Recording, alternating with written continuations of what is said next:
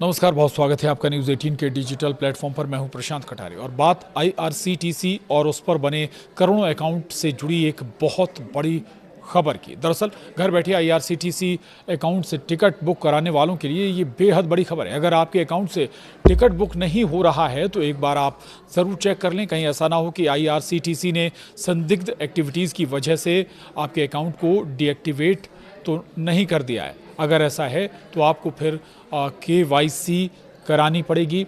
ये बड़ी महत्वपूर्ण खबर ख़ास तौर से उन लोगों के लिए है जो लगातार अकाउंट्स के ज़रिए आईआरसीटीसी पे बने अकाउंट के ज़रिए अपने टिकट बुक कराते हैं।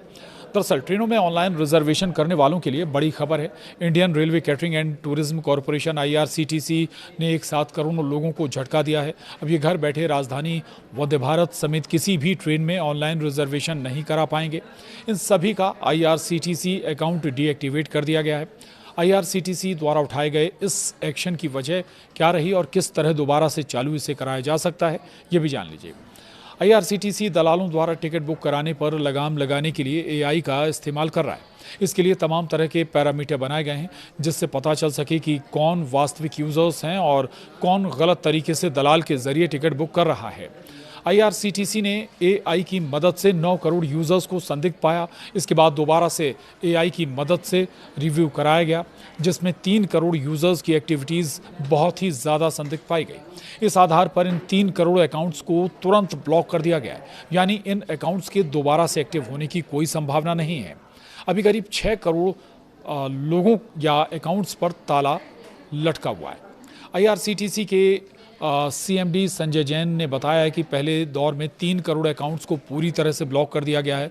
अब 6 करोड़ यूजर्स के अकाउंट संदिग्ध प्रतीत होने पर इनको डीएक्टिवेट कर दिया गया है। फिलहाल इन अकाउंट्स से टिकट बुक नहीं कराया जा सकता है, यानी इनको ब्लॉक भले ही नहीं किया गया है लेकिन किसी भी तरह इनका इस्तेमाल नहीं किया जा सकता।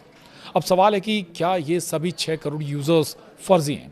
तो CMD ने बताया कि भले ही ये 6 करोड़ यूजर्स वास्तविक हों पर इनकी एक्टिविटीज़ एआई को संदिग्ध लगी जिसकी वजह से इन्हें फौरी तौर पर डीएक्टिवेट कर दिया गया है।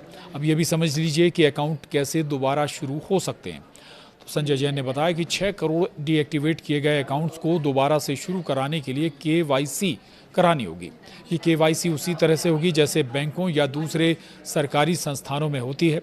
KYC कराने के बाद इन अकाउंट से टिकट बुकिंग समेत दूसरे काम पहले ही की तरह किए जा सकते हैं। यानी करीब 3 करोड़ जो अकाउंट हैं वो पूरी तरह से सस्पेंड कर दिए गए हैं, जबकि 6 करोड़ अकाउंटों को अभी भी कहें तो डीएक्टिवेट किया गया है। वो दोबारा एक्टिवेट हो सकते हैं लेकिन उसके लिए KYC करानी होगी। और ये सारी प्रोसेस इसलिए की जा रही है कि बहुत सारे ऐसी एक्टिविटीज़ अकाउंट्स में हो रही थी जो ठीक नहीं लगी। एआई के ज़रिए दरअसल आईआरसीटीसी ये पूरी एक्सरसाइज कर रहा है।